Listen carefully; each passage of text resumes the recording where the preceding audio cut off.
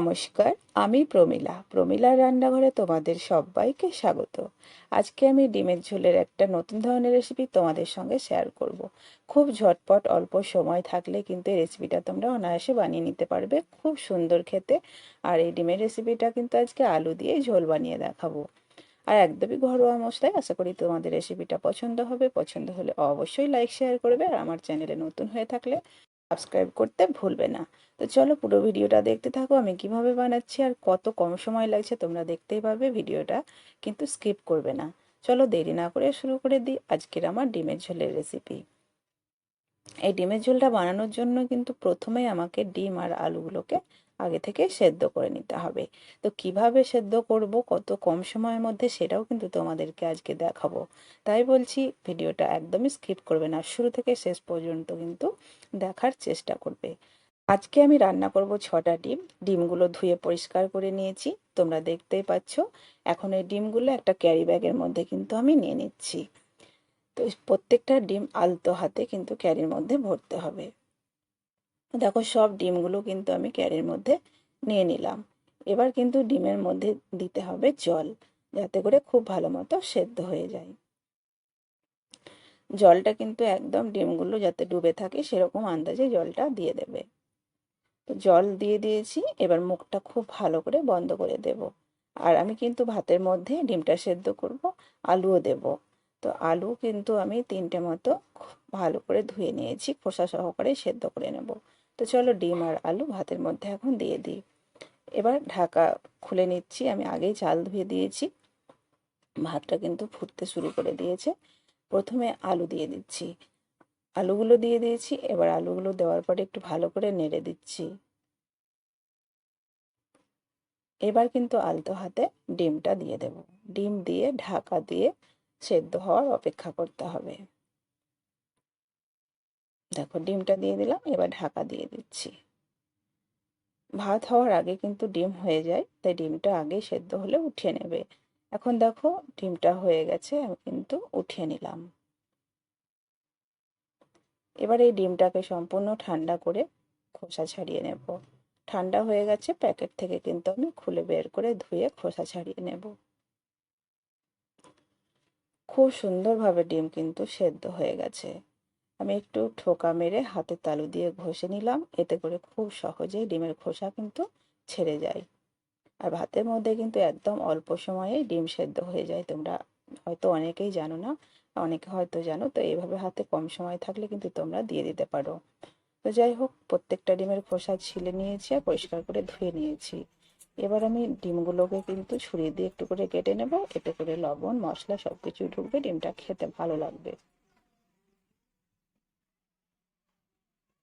প্রত্যেকটা ডিমে কিন্তু কাট লাগিয়ে নিয়েছি। এবার ডিমের মধ্যে আমি একটু হলুদ মিশিয়ে নেব। ব্যাস, লবণ কিন্তু দিচ্ছি না। ভালো করে হলুদ মেশানো হয়ে গেছে। এবার ডিমগুলোকে ভেজে নেওয়ার পালা। তো গ্যাসের মধ্যে কড়াই আমি কিন্তু বসিয়ে দিলাম, আর কড়াইটা গরমও হয়ে গেছে। কড়াইয়ের মধ্যে এখন দিয়ে দেব সর্ষের তেল।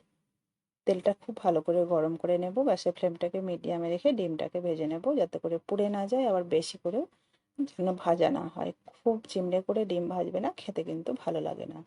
নাড়াচাড়া করে ডিমটা কিন্তু আমি ভেজে নিলাম। তো যাই হোক, এর থেকে বেশি আমি আর ভাজছি না, উঠিয়ে নেব, ডিম ভাজা হয়ে গেছে। আজকে একদমই কম সময়ে ঘরোয়া মশলায় কিন্তু আমি ডিমটা বানাচ্ছি। ডিম তুলে নিয়েছি, ওই তেলের মধ্যে আরও কিছুটা তেল আমি দিয়ে দিচ্ছি। তেলের মধ্যে এখন ফোড়ন দিয়ে দিলাম গোটা জিরে 1/2 চামচ, দুটো তেজপাতা, কাঁচা লঙ্কা ফাটিয়ে দিচ্ছি দুটো, আর একটা বড় এলাচ, আর দুটো লবঙ্গ, আর কয়েক টুকরো দারচিনি। ফোড়নটাকে খুব সুন্দর করে ভাজা ভাজা করে নিলাম। এবার অল্প একটু হলুদ দিয়ে দিলাম। এখন কুচানো পেঁয়াজ দিয়ে দিলাম। পেঁয়াজটাকে এখন কিন্তু খুব সুন্দর করে ভেজে নেব। গ্যাসের ফ্লেম মিডিয়ামে রেখে পেঁয়াজটা ভেজে নিচ্ছি। পেঁয়াজ ভাজা কিন্তু হয়ে গেছে। এখন কিন্তু এর মধ্যে আমি একটা টমেটো দিয়ে দেব। এর থেকে বেশি আর পেঁয়াজ ভাজবো না।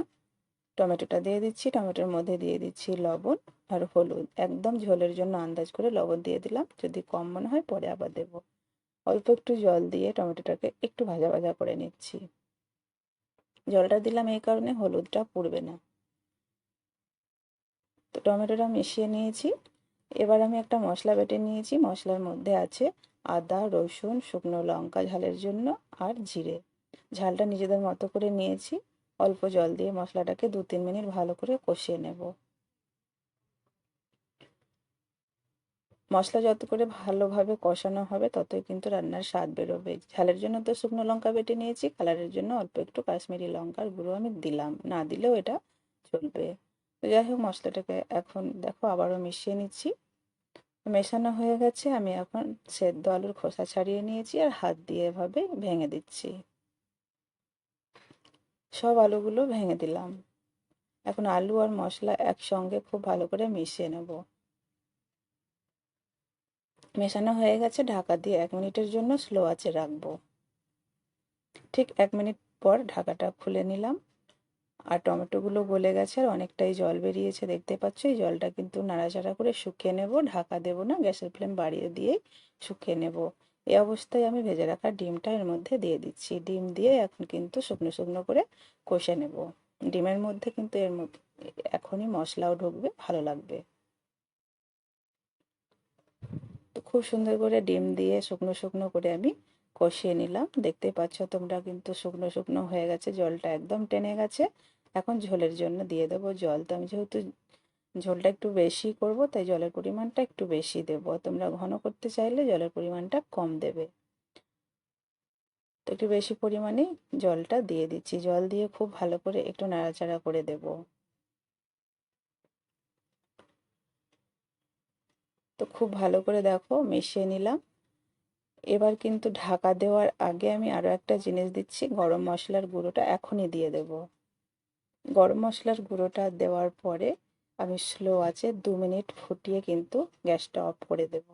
গরম মশলা দিয়ে দিয়েছি, এবার আমি ঢাকা দিয়ে দিচ্ছি। ঠিক 2 মিনিট ফোটার পরে কিন্তু গ্যাসটা অফ করে দিয়েছিলাম। রান্না একদম রেডি হয়ে গেছে। এখন গরম গরম পরিবেশন করার পালা। আশা করি রেসিপিটা পছন্দ হলে অবশ্যই আবারও বলছি লাইক শেয়ার করবে। চ্যানেলে নতুন থাকলে সাবস্ক্রাইব করবে। আর এই রকম রেসিপিটা কেমন লাগলো আমাকে অবশ্যই কমেন্ট করে জানিয়ে দেবে।